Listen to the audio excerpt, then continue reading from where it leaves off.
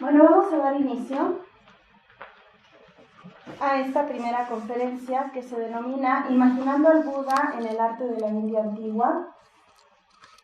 El especialista que nos acompaña para esta conferencia y quien va a llevar a cabo la intervención es el doctor Roberto García. Él es maestro y doctor en estudios de India antigua por el Colegio de México y licenciado en letras alemanas por la Universidad Nacional Autónoma de México. Se especializa en literatura budista, especialmente en el género de los Jatakas o vidas pasadas de Buda. Es traductor de textos budistas en sánscrito y pali y sánscrito híbrido budista. Se ha desempeñado como docente de asignaturas relacionadas con lengua, literatura, historia, arte y religiones de la India, en instituciones como la Facultad de Filosofía y Letras de la UNAM, Casalam, el ITAM y la Universidad del Claustro de Sor Juana, en donde imparte la materia de Historia de Asia desde 2012. Ha publicado varios ensayos académicos sobre literatura y cultura budista. Entre sus publicaciones destaca el libro Jatakas antes del Buda, Relatos budistas de la India, una traducción directa del Pali de 18 Jatakas, o Relatos de las vidas pasadas del Buda. Actualmente trabaja en la traducción al español de las primeras secciones de la obra budista conocida como Mahabhastu. ¿Sí? Mahabhastu. Le cedo la palabra. Gracias. Pues agradezco mucho a la maestra Karina, por supuesto a todos aquellos que hacen posible que podamos estar presentando aquí y a todos ustedes que están presentes, que se tomaron el tiempo de venir a escuchar y a ver, ¿no? Vamos principalmente a imaginar y a ver, ¿no? Entonces, bueno, vamos a hablar un poco de cómo los antiguos indios imaginaron al Buda. Yo sé que todos ustedes tienen, sean budistas o no, pues tienen una noción de, si yo les preguntara ahorita, pues imaginen en su mente, ¿no? Creen una imagen en su mente de cómo es el Buda, pues todos más o menos podrían crear una imagen de cómo es el Buda. Y habría pues ciertas características que más o menos todos comparten, o todos compartimos, y habría otras que no. Pero si nosotros le preguntáramos a un indio de la India antigua, digamos del siglo IV, el siglo III antes de nuestra era, pues cómo imaginaban al Buda, pues esa forma de imaginarlo es muy distinta de cómo lo hacemos nosotros, y de eso vamos a hablar un poco en esta presentación, ¿no? Entonces, simplemente un poco para entrar en contexto y que quizá algunos de ustedes pues ya tienen nociones acerca del budismo, quizá algunos incluso son practicantes budistas, pero quizá otros no tienen muchas nociones. Entonces hablar un poco de el terreno doctrinal, que tiene que ver con lo que los budistas dicen que enseñó el Buda, ¿no? Entonces una serie de enseñanzas básicas del budismo antiguo que vamos a encontrar en todas las formas de budismo. Pues primero la idea del karma, que es una idea pues que estoy segurísimo que el 100% de los que están aquí conocen esa palabra, que de hecho ya es una palabra, forma parte del español, y que en el budismo, igual que en otras religiones de la India antigua, pues el karma es existe la idea de que cuando uno realiza una acción, esa acción produce un resultado para la persona que está realizando esa acción, pero esa acción tiene que ver en el budismo muy concretamente con la intención que uno tiene. Si yo hago cualquier acción que yo haga sin intención, entonces no hay karma, ¿no? Si yo tengo una intención, por ejemplo, benevolente hacia otro y hago una acción, entonces produce un resultado que los budistas llaman el fruto del karma, algo que va pasando de una vida a otra y que va determinando la forma en que el individuo renace, el tipo de experiencias que tiene, ¿no? Entonces, si la intención es, digamos, buena, pues los resultados son buenos. Si las intenciones son malas, los resultados son malos, ¿no? Y eso es algo, digamos, universal en términos del pensamiento budista. Ahora, algo importante también es que para los budistas, toda acción que uno realiza, sea buena o mala, atan al individuo a renacer y a experimentar el resultado de esas acciones, ¿no? no solamente, el resultado no solamente se produce en la misma vida, sino que puede pasar hacia otras vidas, hacia el futuro. Y el budismo plantea pues que el universo no tiene fin ni tiene inicio. Entonces las acciones y los resultados de las acciones tampoco tienen fin, tampoco tienen inicio, ¿no? Por lo tanto es un ciclo eterno y un ciclo universal en el cual todos los seres vivos están experimentando este mismo proceso, ¿no? Están renaciendo, siendo, digamos, propulsados por sus propios actos, por sus propias acciones, ¿no? Y esto nos lleva a otra idea importante en el budismo, que es que, aunque el budismo plantea que hay dioses, ningún dios es omnipotente, ningún dios es dios creador, ¿no? Todos los dioses también mueren en el budismo. Mueren y están también condicionados por sus propios actos, ¿no? Bueno, ante este panorama, el budismo plantea que existe una forma de liberarse de esta cadena de actos y consecuencias, y es lo que ustedes han escuchado llamar el nirvana. Es decir, un estado en donde ya no existe un condicionamiento de las acciones previas, ni existe la producción de nuevas acciones, ¿no?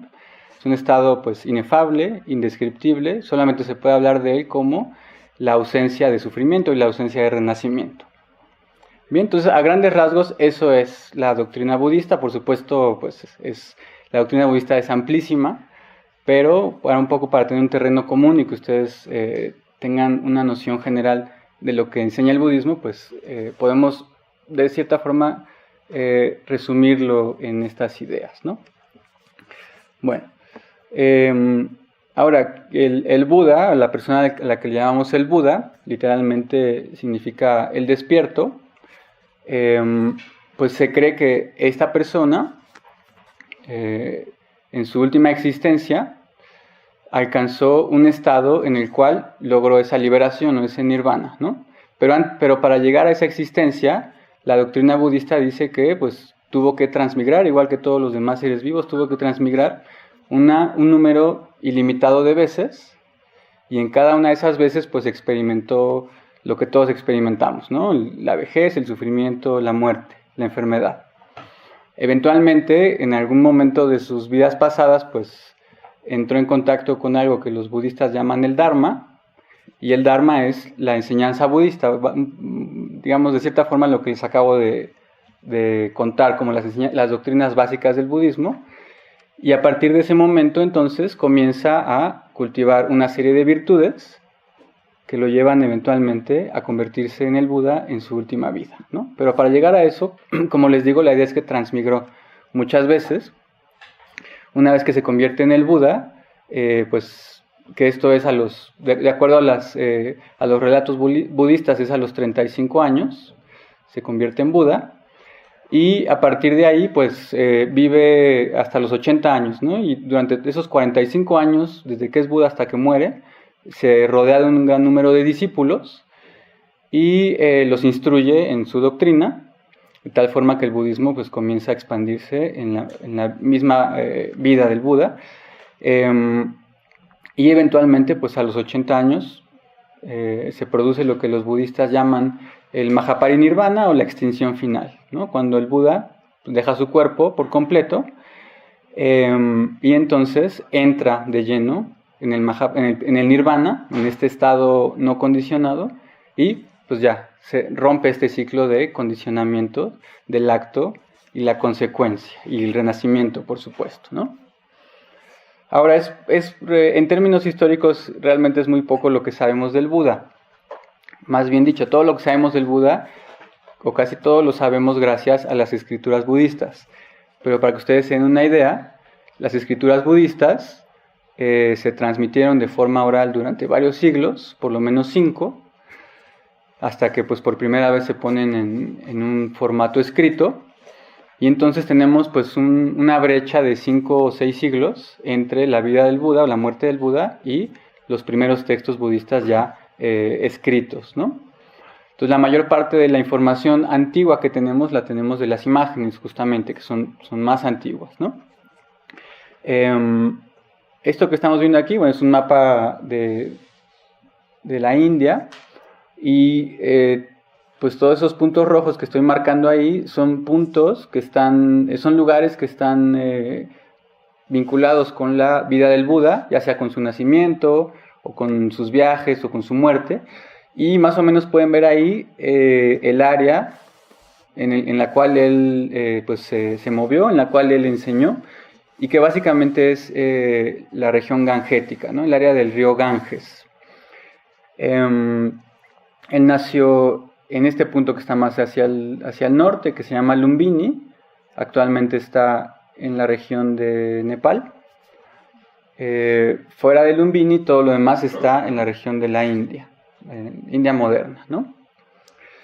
Ahora, bueno, el Buda recibe diferentes nombres. Su nombre de nacimiento, los textos budistas dicen que es Siddhartha, literalmente el que ha logrado su objetivo. Y luego recibe otros nombres, ¿no? Gautama es el nombre que recibe, es un nombre de familia, ¿no? Digamos su apellido, por decirlo de alguna forma. En realidad es el nombre de su clan. Y luego, cuando él se convierte en un asceta, a los 29 años renuncia al mundo, entonces se convierte en un asceta, recibe el nombre de Shakyamuni, literalmente el asceta de los Shakyas. Y a los 35 años, cuando se convierte en un Buda, en un despierto, pues entonces ya se le empieza a llamar el Buda, ¿no? Por eso recibe tantos nombres, que en realidad, como pueden ver, no todos son nombres propios, son títulos o epítetos, ¿no? O sea, palabras que nos dan información sobre el personaje. Y estas fechas que les pongo aquí son fechas muy, pero muy tentativas de los años en los que vivió el Buda, 563 antes de la era común a 483 antes de la era común. Entonces estamos hablando siglo VI, siglo V antes de la era común. Y entonces, como les digo, son muy tentativas, ¿no? El hecho de que tenga el 563, pues no quiere decir que sabemos perfectamente que en el 563 nació el Buda, sino que, bueno, hay varias dataciones, y una de las dataciones más aceptadas por la mayor parte de los académicos es esta, tomando en cuenta pues todas las reservas con respecto a los problemas que tenemos para realmente pues fechar un acontecimiento pues tan difícil de fechar como es el nacimiento del Buda y su muerte, ¿no? Lo que sí pues todos los textos budistas están de acuerdo es que el Buda vivió 80 años casi exactos, ¿no? Cumplió los 80 y poco después de los 80 experimentó el Mahaparinirvana. Bien, entonces, como les preguntaba yo hace rato, les hacía yo a ustedes esta pregunta, ¿no? ¿Cómo era el Buda? Y entonces la respuesta es, nadie sabe exactamente cómo era el Buda, nadie sabe realmente cómo era el Buda, ¿no? Y regresando a lo que yo les preguntaba hace rato, ustedes van a decir, no, pero yo sé cómo es el Buda porque lo imagino perfectamente, lo tengo en mi cabeza, ¿no? Todos hemos visto a un Buda. Bueno, entonces si me regreso al mapa, para que ustedes vean un poco, ¿no? En el caso de la India antigua, pues la composición étnica de la India antigua no era homogénea, era muy heterogénea en realidad, ¿no? Y si situamos al Buda en el lugar de su nacimiento, que está en el actual Nepal, ¿no? Aquellos que han ido a India, entonces cuando cruzas la frontera de India con Nepal, aunque la composición étnica pues obviamente ha variado a lo largo del tiempo, pero cuando uno viaja hacia el norte, pues la gente de Nepal es muy distinta étnicamente de la gente de India, incluso del norte de India, ¿no? Hasta cierto punto se vuelve irrelevante preguntarnos, bueno, en un sentido histórico es relevante, pero en un sentido simbólico se vuelve irrelevante preguntarnos cómo era el Buda, porque cada budista a lo largo de la historia tiene su propia proyección mental de cómo era el Buda, o de cómo es su Buda, ¿no? En particular. Por ejemplo, en esta imagen que tengo aquí, pueden ver, son varios Budas del pasado. Si vamos de la izquierda de ustedes a su derecha, son los últimos 4 Budas, ¿no? Hay una tradición que habla de los últimos 7 Budas. Y aquí pueden ver el Buda Shakyamuni, el Buda Gautama Shakyamuni es el de hasta allá. Tiene una piel pues muy morena, pero mucho más clara que el Buda que empieza de este lado, que es un Buda de piel bastante oscura, ¿no?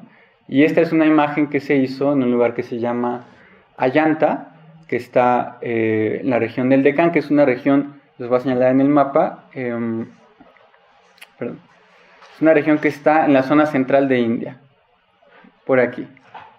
Ah, no, ustedes no pueden ver mi... Perdón, se los voy a poner acá.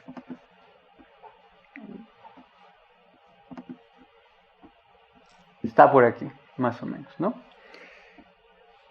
Y entonces, efectivamente, conforme uno va bajando en la geografía de la India, pues, digamos, por regla general, el color de la piel también se va oscureciendo, ¿no? Entonces, el Buda que se imaginaban ellos aquí, en la zona central de la India, pues no tiene nada que ver étnicamente con el Buda que se imaginaban en el norte de la India o en el Nepal, ¿no? Como yo les decía.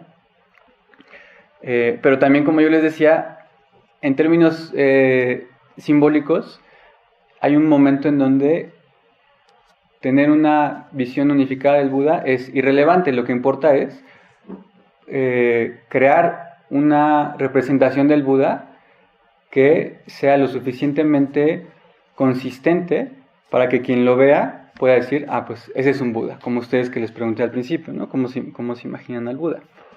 Ahora, el arte de la India antigua pues es un arte relativamente reciente si lo comparamos con el arte de otras regiones del mundo, ¿no? En particular con Sumeria, Mesopotamia, Egipto, ¿no? El arte de la India, a veces, si quitamos, digamos, a una gran civilización antigua, que es la civilización del Valle del Indo, hay una gran brecha y hay un resurgimiento del arte de la India hasta el siglo III antes de nuestra era, más o menos, ¿no? Y de lo primero que tenemos es esto que están viendo en la pantalla, son estas esculturas de leones que mandó a hacer un rey muy famoso que se llamaba el rey Ashoka, y que al parecer lo que están representando en realidad es al Buda, ¿no? Entonces lo que están viendo ahí ustedes es cómo se imaginaba al Buda el rey Ashoka, y pues obviamente aquellos budistas de aquella época que le dijeron, sí, el Buda tienes que representarlo así. Entonces, ¿cuál es el salto que estamos dando, no? Si ustedes ven esto, que es como una imagen del Buda como el siglo V, siglo VI, que es más o menos como lo imaginamos nosotros, más o menos, ¿no? Porque para los estándares modernos de la India es un Buda muy, muy moreno todavía, ¿no? Entonces, si nos vamos al pasado, digamos 10 siglos antes 1000 años antes de esa imagen que acabamos de ver, y nos vamos a este pilar, pues la forma en la que se imaginaban ellos al Buda no era como lo acabamos de ver, sino simbólicamente representado por una serie de animales y, como vamos a ver adelante, por una serie de símbolos o de íconos, ¿no? Entonces, en este caso se representa por el león, que está arriba de un gran pilar de piedra, y luego tienen abajo la representación, si todos lo pueden ver, aquí está, esto es un caballo, esto que está atrás del caballo es un toro, esto que está acá es otra parte del pilar, esto es un elefante, y hay una parte que no vemos que es un león, otro león, ¿no? Aparte del león, los 4 leones que están arriba, hay un pequeño leoncito también abajo. Pero además hay algo bien importante, que es esta rueda que está aquí. Y esta rueda también representa al Buda, ¿no? Entonces, ¿cómo es que ahí tenemos muchos símbolos de forma simultánea y todos representan al mismo personaje, ¿no? Y aquí es importante, como en el arte de todas las culturas, pero aquí en este caso específico, si ustedes no conocen los códigos, no pueden entender lo que están viendo ahí, pues estamos viendo, ¿no? En la superficie estamos viendo un león, una rueda y varios animales, ¿no? Que están aparte increíbles, pero si ustedes pues no tienen esa información de que esos animales, o más bien de que al Buda se le asocia en ciertos momentos de su vida o por ciertas acciones, se le asocia con un elefante, se le asocia por ejemplo con el león, porque el león, en los textos budistas se dice que el Buda es el león de los Shakyas, ¿no? Los Shakyas era su familia, entonces es el león de los Shakyas por varias cosas, porque tiene una gran valerosidad y porque además al león, más bien se dice que el Buda rugía como el león, ¿no? Cuando decía algo que era extremadamente verdadero o algo que era extremadamente importante, entonces decía, realizó el rugido del león. Entonces no hay que imaginarnos como que se aventaba pues un grito, ¿no? Un gran rugido, sino que lo que decía era tan importante que impactaba a todo el mundo y todo el mundo se quedaba callado como cuando escuchas a un león y estás en la selva, ¿no? Y luego tenemos al elefante, que el elefante pues en India representa muchas cosas, pero en particular representa la estabilidad, representa el autocontrol, ¿no? Así como puede representar el descontrol de la mente, también representa el control total sobre la mente. Y así, ¿no? Cada animal va a representar una parte importante. Y luego tenemos la rueda, que la rueda voy a hablar en un momento, ¿no? Bueno, ahora de este ejemplo que les acabo de dar, que es pues, del siglo III antes de nuestra era, hay otro gran salto hacia el siglo I antes de nuestra era, bueno, que va del siglo I al siglo I antes de nuestra era al siglo II de nuestra era, ¿no? De la era común. Y es lo que ya podemos considerar como arte budista temprano como tal.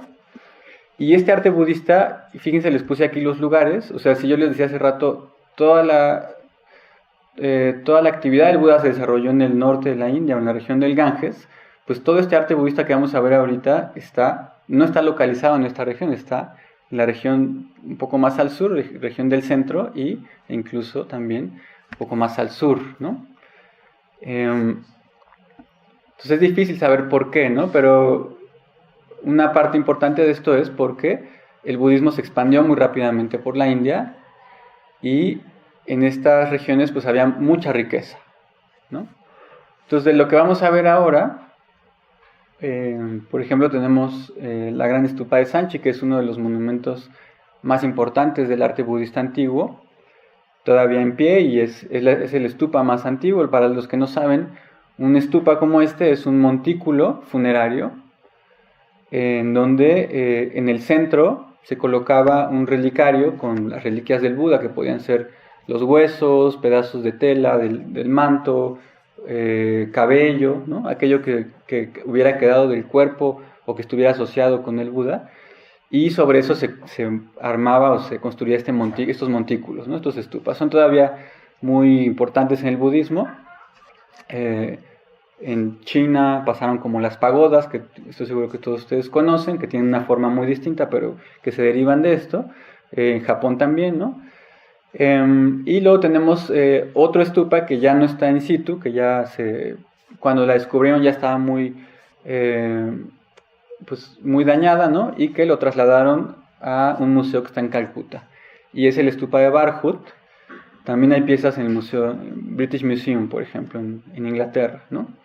Y entonces pueden ver aquí, de lo que vamos a ver ahorita, algunos ejemplos, son imágenes que están representados ya sea en las puertas de estos estupas o también en estos medallones que aparecen en toda la reja de piedra de los estupas, ¿no? Entonces aquí pueden ver también todo esto está en realidad decorado con imágenes, como vamos a ver ahorita, simbólicas del Buda, con imágenes de las vidas pasadas del Buda, tal forma que son pues lienzos de piedra que los budistas antiguos iban ahí y veían todas estas historias o todos estos personajes retratados, ¿no? Bueno, algo que caracteriza a este tipo de arte, que se va a conectar con lo que les acabo de contar, con este pilar de Ashoka y los leones, pues es que en realidad nunca vemos la figura del Buda humano. Siempre vemos al Buda, pero lo vemos en ausencia, lo vemos indicado por otros símbolos, ¿no? Uno de los símbolos más importantes es la pisada, como pueden ver aquí, o la huella. Y entonces en la huella pues representa que ahí estuvo el Buda en algún momento y que literalmente, como decimos en español, pues dejó huella, ¿no? Su pisada dejó una marca indeleble que para los antiguos budistas pues seguía siendo influyente, ¿no? Entonces ustedes van en muchas partes no solamente de la India, ¿no? Pues si van por ejemplo a Sri Lanka o a otras partes del sureste de Asia, o incluso si van a China, pues de repente hay lugares en donde hay pisadas del Buda y las tradiciones locales dicen, pues efectivamente aquí vino el Buda y dejó la pisada, ¿no? Y cuando pisó, pues se hundió en la piedra y ahí está. Es una señal de que estuvo presente aquí, ¿no? Bueno, pero luego quiero que vean pues al centro, y esto es otro tema importante aquí, en términos de cómo saber decodificar los símbolos, ¿no? Entonces tenemos varios elementos al centro, ¿no? Está la rueda que yo les platicaba hace rato y que ahorita voy a hablar de ella. Luego está este signo que es una especie de tridente, y luego abajo tienen una flor de loto. Y todo eso de cierta forma está también representando al Buda, ¿no? Entonces vamos a ver de qué forma. Esto es un acercamiento en otra pisada, pero que tiene el mismo símbolo. Tienen la flor de loto y tienen este tridente. Y este tridente, en el arte budista antiguo, lo que representa es lo que el budismo llama la triple joya. La triple joya son 3 objetos que son los más preciados en el budismo, ¿no? Entonces la triple joya es, ahí les pongo la lista, el Buda, el Dharma y el Sangha. Entonces, bueno, el Buda pues es el personaje, ¿no? Aquel que descubrió, que tuvo la experiencia del despertar, que experimentó el nirvana y que además logró transmitirlo a otros, ¿no? El Dharma es la enseñanza que el Buda descubrió y que logró transmitir, y el Sangha es la comunidad budista, principalmente la comunidad monástica, que sigue al pie de la letra las enseñanzas del Buda y que pues las siguen transmitiendo de generación en generación, ¿no? Pues bueno, ese tridente eso es lo que representa, y ese tridente está representado en el arte budista antiguo en todos lados, ¿no? En todos lados lo encontramos. La flor, por otra parte, en este caso la flor de loto, representa el nirvana, es la pureza. En general la flor de loto representa la pureza, ¿no? Porque no sé si ustedes saben, pero la flor de loto tiene una cualidad impermeable. Entonces por ejemplo, cuando le cae una gota de agua, no la absorbe como otras flores, sino que la gota se resbala. Entonces la idea es que no hay nada que toque a la flor de loto que la contamine o que la ensucie, ¿no? Aunque entre en contacto con lo más sucio. Incluso se habla, por ejemplo, de que la flor de loto surge del fango, ¿no? Que el fango pues está ahí todo turbio, pero a pesar de que surge del fango se mantiene pura, ¿no? Nunca se ve contaminada. Entonces el nirvana es, en el budismo más antiguo, el nirvana tiene esa cualidad, ¿no? Es un estado no contaminado, no condicionado, que no importa lo que pase en el mundo, el nirvana sigue siendo puro, ¿no? Y por lo tanto el Dharma, es decir, la enseñanza del Buda que se refiere al nirvana, también es pura, y por lo tanto el Buda, que experimentó esa enseñanza y que también, ¿no? al experimentar esa enseñanza de alguna forma se hace partícipe del nirvana, pues también es puro, ¿no? Bien, entonces me regreso a esta imagen y entonces pueden ver ahí este tridente, ¿no? Que es la triple joya, y pueden ver acá la flor, que es el nirvana, la flor de loto. Y luego tenemos la rueda es muy importante. La rueda representa el Dharma. El Dharma es la segunda joya de la triple joya, ¿no? Que aquí le vamos a traducir como enseñanza, las enseñanzas budistas, ¿no? Puede ser las enseñanzas budistas, pero también puede ser la realidad que percibió el Buda y que entonces él construyó sus enseñanzas en torno a esa realidad profunda. Entonces, como en este ejemplo que les pongo, cuando nosotros vemos el arte de estos lugares, pues no vamos a ver al Buda, ¿no? Lo enfatizo, sino lo que vamos a ver que la gente está adorando es a la rueda, o al loto, o como decía, al trishula, este tridente, ¿no? Entonces pueden ver esta rueda, que es la rueda de la enseñanza, pueden ver que está en un pilar, como el pilar de Ashoka, que veíamos hace rato, y pueden ver que arriba de la rueda tiene algo que es muy común en la antigua India, bueno, hasta la actualidad de hecho, una especie de sombrilla, que en realidad es un parasol, ¿no? Es un parasol, una sombrilla solemne para cubrir del sol, para mostrar la veneración que se tiene a ese objeto sagrado, que en este caso es la rueda. Y estas cositas que ven aquí colgando son guirnaldas de flores, ¿no? Sabemos que los antiguos budistas, algunos de los rituales más comunes era ir a ofrecer flores, ir a ofrecer guirnaldas de flores a los lugares sagrados, ¿no? Que por cierto es algo que se sigue haciendo en India, ¿no? Si ustedes van a un lugar budista sagrado como Bodh Gaya, que es donde el Buda alcanzó el despertar, pues todo el mundo afuera va y compra sus arreglos de flores y van y los ofrecen al altar, ¿no? Bien. Y aquí haciendo referencia al pilar al pilar que habíamos visto hace rato con los 3 leones coronando el pilar, pues esta es una representación de uno de esos pilares de Ashoka, ¿no? Tienen los 4 leones, ¿no? Obviamente solamente podemos ver 3. Entonces tienen los 3 leones que están aquí, tienen el pilar que es idéntico al que vimos hace rato, y arriba del pilar tienen una rueda. Y esto está en Sanchi, que es uno de estos monumentos budistas, ¿no? Por eso sabemos que los pilares de Ashoka, del siglo III antes de nuestra era, estaban representando al Buda, ¿no?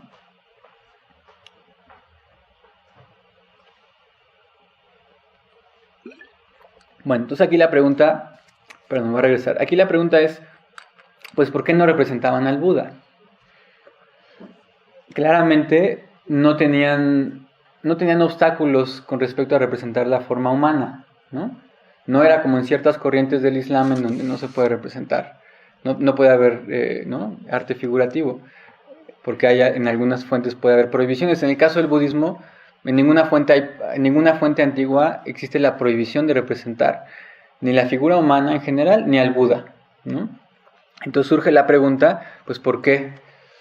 ¿Por qué los antiguos budistas decidieron representar al Buda por otros símbolos que no fueran su cuerpo, ¿no? ¿Por qué decidieron imaginarlo por íconos no humanos que más bien hicieran referencia a sus cualidades o a otros aspectos de él, ¿no? Y esto lo vemos muy claramente en esta imagen que tengo aquí. Son 4 episodios de la vida del Buda en donde él está presente, pero en ausencia, igual que en los otros ejemplos que les presenté, y todos los demás personajes pues están ahí representados, ¿no? Entonces, por ejemplo, acá arriba, esta es su madre que está acostada, y es el momento de la concepción, que en el budismo hay una concepción inmaculada del Buda, ¿no? Entonces, el relato nos dice que el Buda, mientras su madre estaba durmiendo, entró, convertido en un elefante, entró por el costado derecho de su madre. Y es la imagen que estamos viendo aquí en este momento. Es el momento en el que él está entrando por el costado derecho de su madre, que está aquí muy dormida, pero no hay representación del Buda, ¿no? Está en ausencia. Y luego aquí está el nacimiento del Buda. Entonces, también está su madre, que es este personaje que está aquí, se está agarrando de un árbol, que es un gesto clásico de esta escena. Y estos personajes que están acá, que son varios dioses, están recibiendo al Buda con una tela. Entonces aquí es bien interesante porque lo que nos dice un poco es que aquellos que veían la imagen, pues, ya para esta época, que es siglo II de nuestra era más o menos, pues sabían que estaba pasando ahí, ¿no? Pero también sabían que el Buda estaba ahí presente aunque no lo vieran, aunque no estuviera visible, ¿no? Y aquí de hecho no se le está representando de ninguna forma, solamente se le representa por la completa ausencia. Sabemos que está ahí por la escena, por el episodio, pero no hay ningún indicio de que él esté ahí, ¿no? Entonces, por ejemplo, cuando se empezó a estudiar este arte, algunos europeos lo empezaron a estudiar a finales del siglo XIX, pues había una teoría muy influyente que decía, digamos, antes de que se entendiera cuáles eran todos los episodios aquí, había una teoría que decía que en realidad pues no eran episodios de la vida del Buda, sino pues gente, por ejemplo, en la imagen previa, gente haciendo algún tipo de adoración a un pilar con la rueda, ¿no? Lo cual también pasaba. Y en algunos casos aplica, ¿no? Pero en otros casos, como en este que acabamos de ver, pues no puede ser, ¿no? Simplemente no es posible porque ahí tenemos todos los elementos de estos episodios canónicos por lo cual tenemos que inferir que el Buda está ahí. Y luego tenemos otro tipo de representaciones como esta, que son tronos vacíos. El trono pasa en el budismo a representar el lugar donde el Buda se sentó debajo del árbol para alcanzar el despertar. Y cuando vemos un trono vacío en el arte más antiguo, pues sabemos que el Buda está ahí sentado alcanzando el despertar. Está alcanzando lo que pues mal se traduce la iluminación, ¿no? El despertar, ese estado de conocimiento que el budismo pues plantea como el estado más alto de conocimiento, ¿no? Otro ejemplo aquí similar. Pues pueden ver varios elementos que ya les he platicado. Tenemos la rueda arriba, y la rueda es el Dharma, la enseñanza del Buda, ¿no? Luego está el trono, y el trono representa, aunque está vacío, representa pues al Buda sentado ahí, debajo del árbol del despertar. Y luego, no sé si ya todos se fijaron, pero si van hasta abajo, aquí están las pisadas del Buda, están las huellas del Buda. Entonces ahí está el Buda, ¿no? Pero no lo vemos, porque no sabemos verlo, quizá dirían los antiguos budistas de aquella época, ¿no?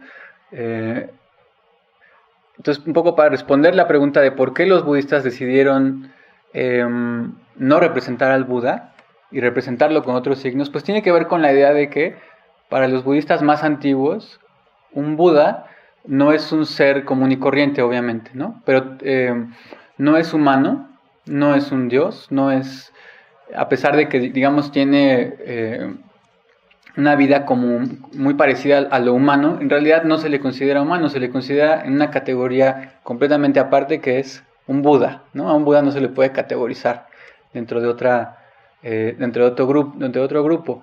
Entonces al Buda no se le puede representar tampoco para los antiguos budistas, no se le puede representar porque cualquier imagen humana que se creara de él, pues sería una imagen completamente limitada con respecto a lo que en realidad era el Buda, ¿no? Y eso es un poco la explicación de por qué los antiguos budistas pues decidían no representar al Buda, ¿no? Entonces luego tenemos junto a todos estos elementos, ¿no?, que servían para representar al Buda, tenemos también el árbol Bodhi, que es el árbol, como les comentaba yo, bajo el cual la tradición dice que el Buda alcanzó el despertar.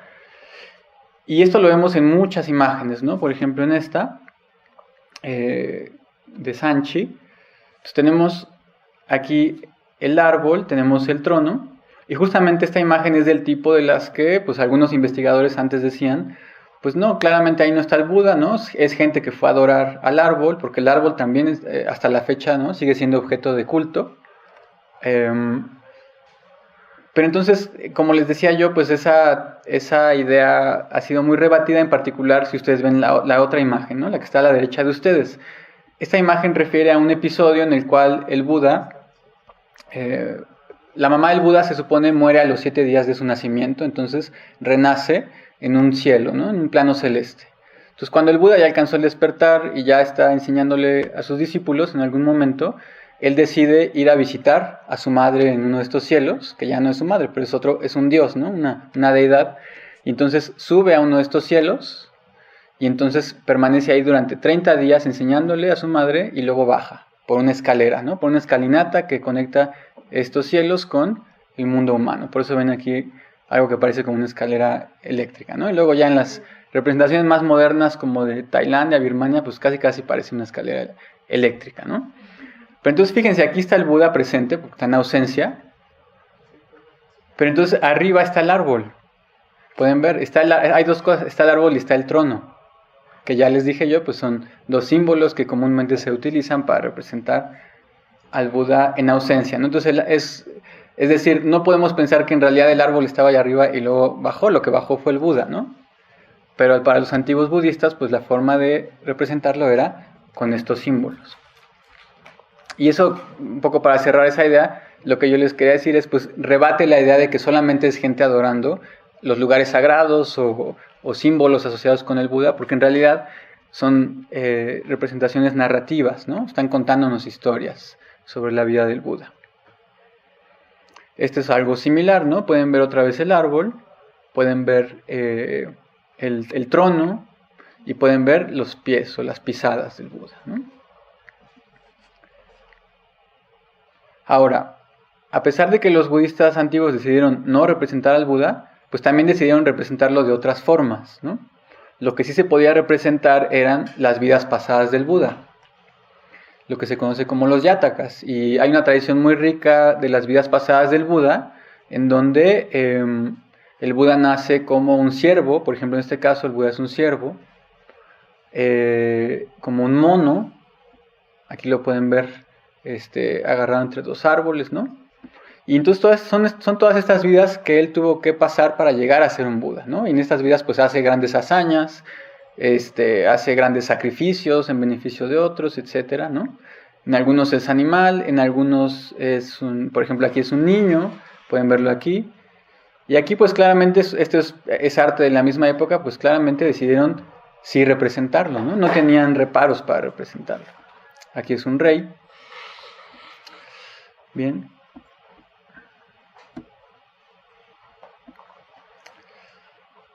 Ahora,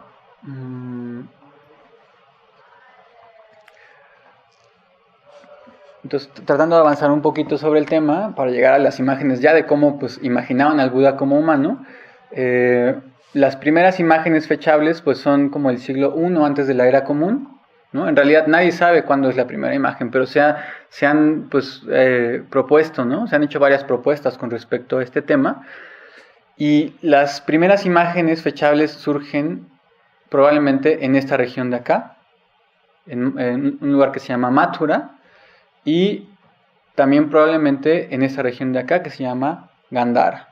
Como pueden ver, ya está fuera de las fronteras modernas de la India, pero por supuesto en aquella época pues no existía la India, ¿no? Existía un complejo cultural que era en realidad una suma de diferentes pueblos, de diferentes etnias, de diferentes religiones.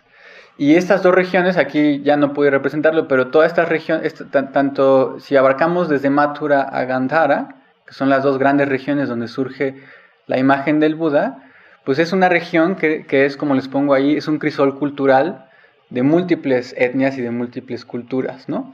Es una región que en algún momento estuvo gobernada por griegos o bactrios de influencia griega o helenística, por escitas, por partos que venían de Irán, por gente que venía de Asia Central, como los Kushanas, que les pongo ahí.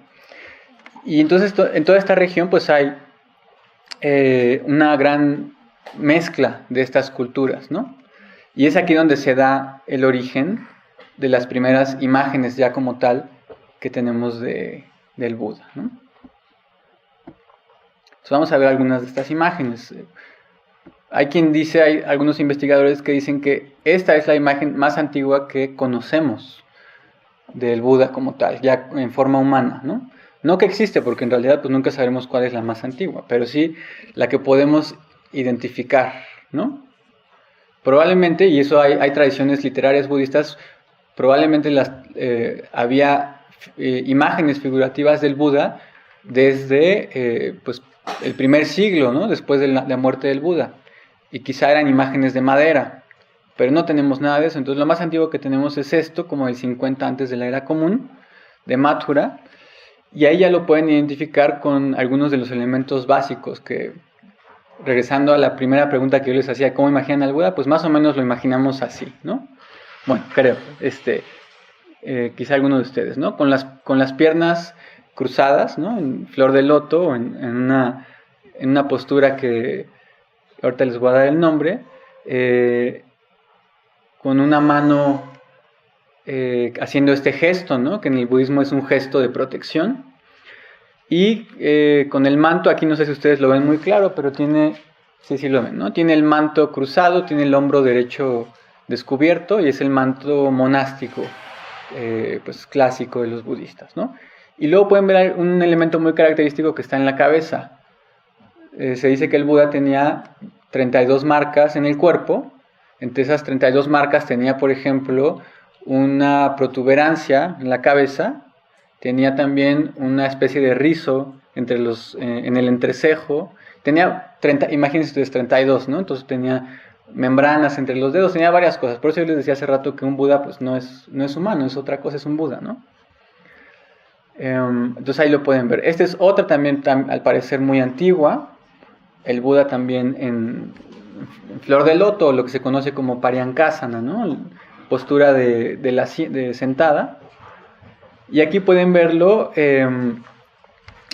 bueno, hay varios elementos, ¿no? No voy a tener mucho, pero pueden verlo más o menos de la misma forma, ¿no? Con las manos, con la mano haciendo el gesto de protección y en flor de loto.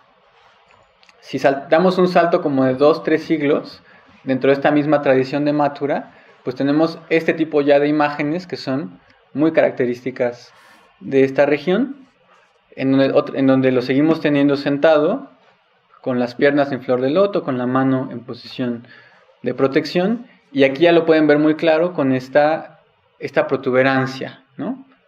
Encima del cráneo, que es una protuberancia pues muy, muy interesante, y que hay muchos estudios sobre si realmente tenía la protuberancia o sobre si era nada más el cabello que se amarraba, ¿no? Y que aquí más bien el canon estético había influido en la descripción de cómo era el Buda en los textos antiguos. Bueno, pero también lo tenemos parado, ¿no? Digamos, estos son esculturas como el siglo II, también siglo II, siglo III, y lo empezamos a tener ya en una posición erguida. Y algo importante y característico de estas tradiciones es el nimbo que tiene detrás de la cabeza, ¿no? A veces tiene solamente detrás de la cabeza y a veces lo tiene también, como acá, detrás de buena parte del cuerpo, ¿no?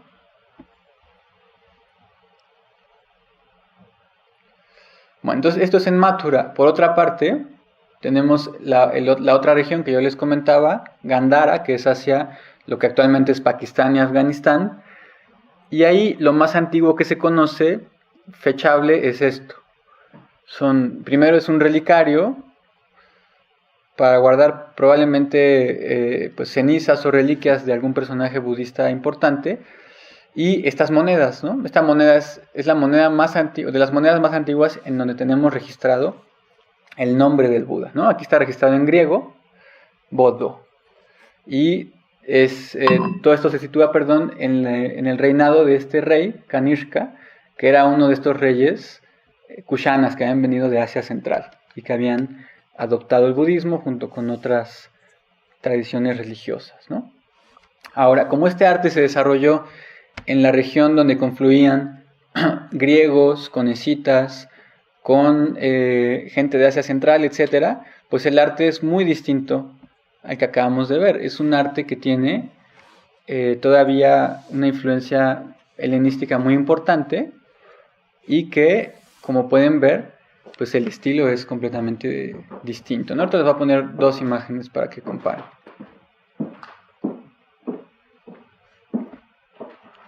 Para que puedan comparar. Entonces también pueden ver, también tiene esta protuberancia que yo les mencionaba hace rato, que aquí queda más claro que es como una especie de chongo, ¿no?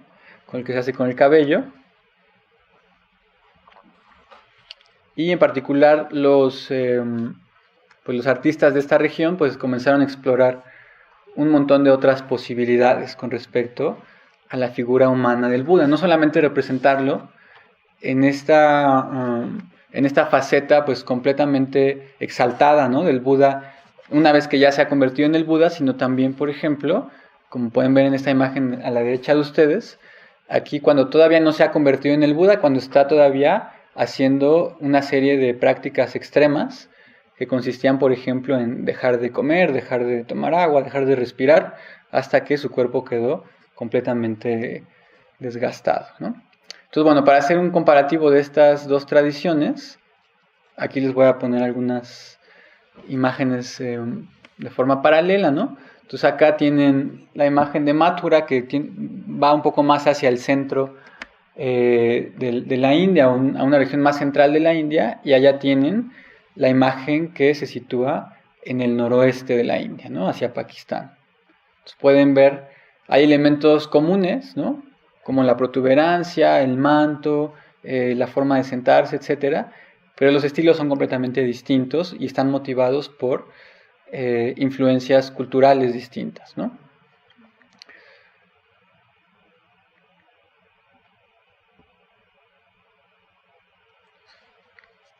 Bien.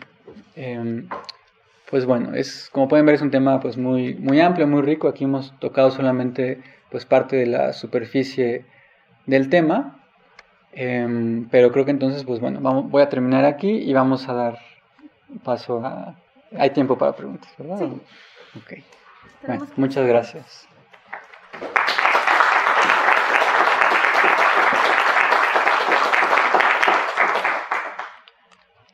¿Alguien que quiera hacer alguna pregunta, algún comentario? Bueno, yo tengo una pequeña duda con respecto a los agujeros de las orejas también. Ajá. Porque, bueno, eso no sé si era como parte de la cultura de aquel entonces o... Sí, es importante ese, qué bueno que te diste cuenta. Igual que la protuberancia, igual que este rizo en el entrecejo, es una de las marcas de nacimiento del Buda, ¿no? Se supone que el Buda tenía 32 marcas mayores y 80 marcas menores, ¿no? Entonces van desde estas marcas mayores como las que son muy visibles, y hay otras que son no tan visibles, como por ejemplo, aquí una de estas aparece también. A ver si alguien lo alcanza a ver. Voy a esa. En la mano se representa al Buda con una suástica, o a veces puede ser una suástica, a veces puede ser una rueda, como la rueda del Dharma. Entonces, el tema de las orejas es lo mismo. Se supone que desde nacimiento tenía ya los lóbulos, no es que se los hubiera perforado, sino que tenía los lóbulos muy largos, ¿no? Otras marcas, por ejemplo, es que los brazos, las manos, al extender los brazos, le llegan hasta las rodillas. Y bueno, hay así un montón de otras marcas, ¿no? Como digo, son 30, la lista de marcas principales son 32 y la lista larga es de 80. Sí. ¿Hay más? Sí. Maestro, le van a pasar el micrófono. Gracias. Sí, buenas tardes. Buenas tardes. El cambio conceptual, digamos, de la imagen inicial que tú presentas, de la rueda, del cliente, etcétera, y al cambio a una figuración, tiene que ver con un mayor anhelo, éxito para distribuir la religión en todo el orbe, o simplemente cambió la estética o la idea conceptual a una figuración que quizá atrae más al espectador o a la persona que procesa el budismo. Sí, es una pregunta importante, porque justamente tenemos que situarlo en el contexto político de la época, ¿no? Entonces, como yo les comentaba, a partir del siglo II, antes de nuestra era, empieza una serie de migraciones y algunas de ellas invasiones de pueblos que venían principalmente, primero de Asia Central, del norte de India, y lo que hacen estas invasiones o estos pueblos que llegan del norte de India es, no imponen su propia religión, sino que empiezan a abrazar la multiplicidad religiosa de la India de aquella época, ¿no? Entonces, digamos, son patrones del budismo, son patrones del hinduismo de aquella época, y al parecer, porque también es un tema de gran debate, que, ¿no? Hay libros escritos a favor y libros escritos en contra, pero al parecer fue justamente la influencia de estos nuevos patrones los que motivaron el desarrollo de la figura del Buda, ¿no? Lo que nos lleva a pensar, bueno, entonces todo lo que había antes en realidad eran cultos mucho más locales, en donde la gente identificaba que la rueda era el Buda porque pues, los monjes los habían contado. Pero una vez que estos pueblos llegan del norte, se abre una ruta de comercio y una ruta política desde el norte de la India hacia China, de hecho, ¿no? Entonces, de esa forma, tiene que ver con su pregunta, ¿por qué? Para que no solamente los locales, sino cualquiera pudiera entender, ¿no? A que al ver la imagen, esta imagen representaba a este ser iluminado, despierto, que era el Buda, pues tenía que haber una figura humana, porque la rueda era demasiado local, o el león era demasiado local, que lo vemos muy interesante cuando vemos imágenes de leones en Tíbet, por ejemplo, ¿no? Pues los tibetanos nunca veían leones, entonces el león tibetano es como un ser fantástico, o tampoco tenían elefantes, ¿no? Entonces, si hubieran permanecido los mismos símbolos, pues digo, hubiera sido interesante, se hubieran transformado y demás, pero no necesariamente todos los extranjeros, por decirlo de alguna forma, o los extraños al contexto cultural indio de esa época, hubieran entendido esos símbolos, ¿no?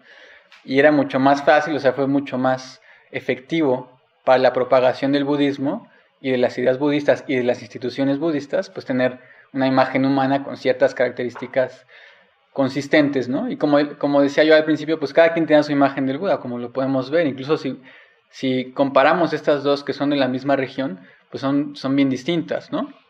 Sin embargo, podemos identificar ciertos elementos en esas imágenes que nos hacen saber a primera vista que se trata del Buda. Entonces tiene que ver justamente con el contexto, con ese contexto de los grupos o pueblos que llegaron en ese momento a India y que se establecieron ya como indios. A partir de ese momento, pues ya hablamos de indogriegos, indoescitas, indo-kushanas, etcétera, ¿no? Gracias. ¿Alguna otra pregunta? Sí. ¿Te acuerdas tú? Es que como tienen que ganar.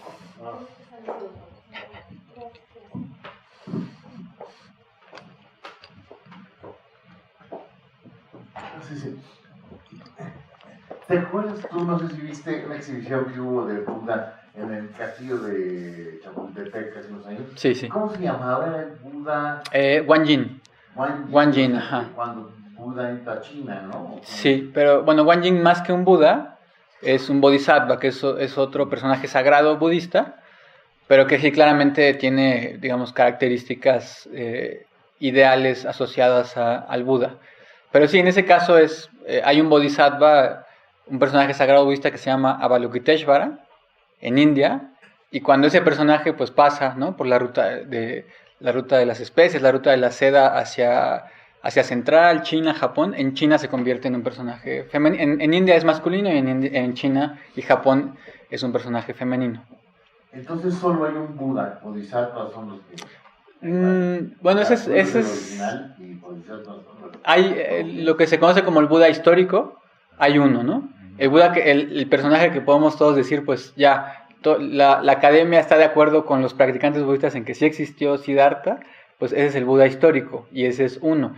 Pero en las tradiciones budistas se habla de multiplicidad de Budas, ¿no? Entonces, antes de este Buda histórico, pues vinieron muchos y luego vendrán más. Entonces se puede adorar a Budas del pasado, por ejemplo, ¿no? Y ciertas tradiciones budistas dicen no solo eso, sino que de forma simultánea ahorita hay muchos Budas en todo el universo, ¿no? En otros mundos que no conocemos, ahí hay Budas, entonces también se pueden adorar a Budas de otras regiones. Pero en términos estrictos, cuando se habla de historia budista, pues el Buda histórico es Siddhartha Shakyamuni, que vivió en el siglo VI antes de nuestra era. Y luego estos bodhisattvas pues son, a veces les llaman bodhisattvas celestiales o bodhisattvas míticos, en el sentido de que pues no hay forma de decir, pues sí vivió en el 500 antes de Cristo, ¿no? Sino que son personajes que aparecen en la literatura budista y que pues son muy influyentes en el plano ritual, en el plano doctrinal, pero que no tienen, no hay forma de pues, verificar si existieron o no, ¿no? Claro que el budismo diría, pues eso es irrelevante porque estos bodhisattvas vivieron hace miles de millones de años, entonces no tendría sentido tratar de identificarlos en el tiempo, ¿no?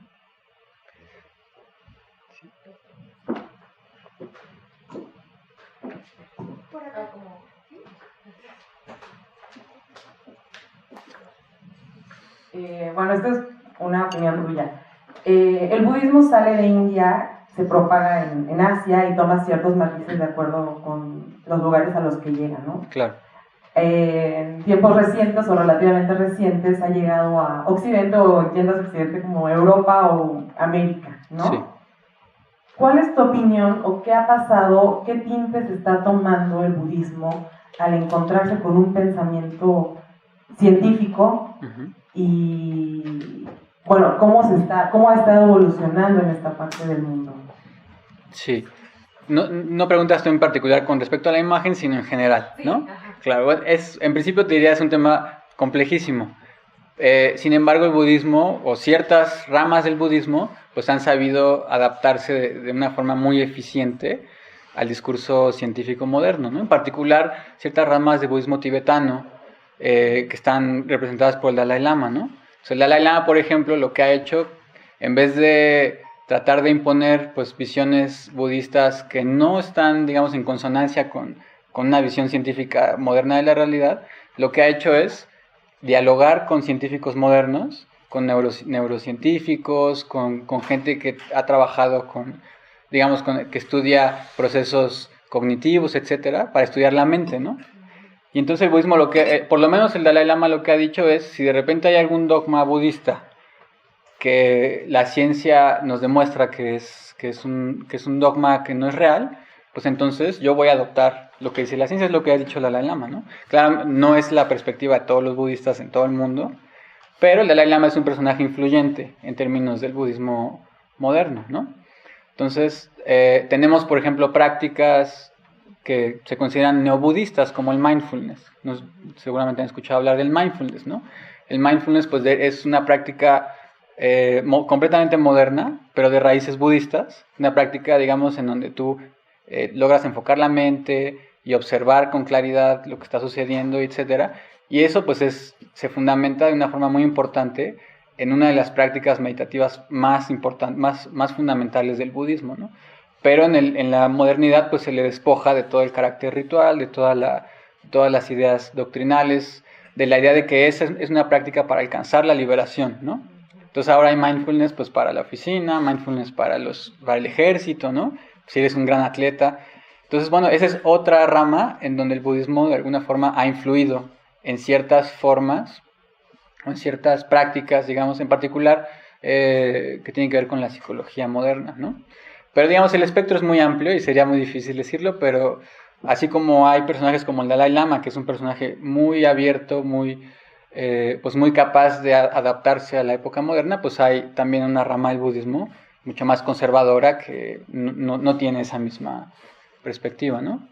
Ahora, en general, el practicante budista moderno, occidental, como tú dices, ¿no? América, México, Estados Unidos, Europa, etcétera, lo que hace de cierta forma es una mezcla de ambas cosas.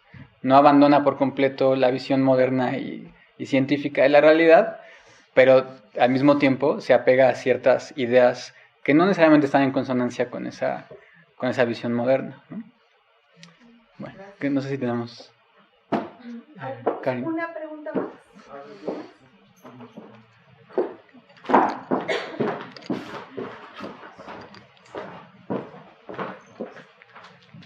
Sí, en relación con las estupas que presentaste, en Japón y en Corea también encontramos estas medias esferas en las que enterraban reliquias o partes de las cenizas. Sí. Mi pregunta es, en el ritual budista, ¿se tenía que cremar el cuerpo para poderlo esparcir o enterrar? ¿O cómo era el sistema, si tú sabes sobre Sí, digamos, cremación del cuerpo? el modelo lo impone la misma cremación del Buda, que es el primer modelo, digamos, de cómo tratar un cuerpo sagrado, ¿no? Entonces, en el caso del Buda, hay un relato muy largo en donde nos cuentan que sí, lo cremaron efectivamente, ¿no? Después de envolverlo con una tela de algodón larguísima, untarlo con aceites, etcétera, lo creman, entonces lo que queda del cuerpo es lo que introducen, o más bien lo dividen en 8 partes, y construyen una estupa con cada uno de esos fragmentos del Buda, ¿no? Y a partir de eso, pues es la práctica más común solamente para practicantes monásticos, ¿no? Para los laicos no hay cremación del cuerpo, ni, probablemente hay, porque también no podemos generalizar, pero la práctica común es que solamente los monásticos son cremados y generalmente solamente los grandes maestros son de los cuales se preservan las reliquias, ¿no? Pero sí, sigue existiendo hasta la época, o sea, lo podemos ver con maestros actuales del Nepal, de Tíbet, de Bután. En India, por supuesto, pues el budismo es un movimiento que está, una tradición que apenas está resurgiendo otra vez, ¿no? Hay un movimiento muy importante, pero desapareció, digamos, durante cerca de 1000 años, más o menos, un poquito menos, ¿no? Pero fuera de India sí es una práctica muy común en muchas regiones. De cremar el cuerpo, exacto.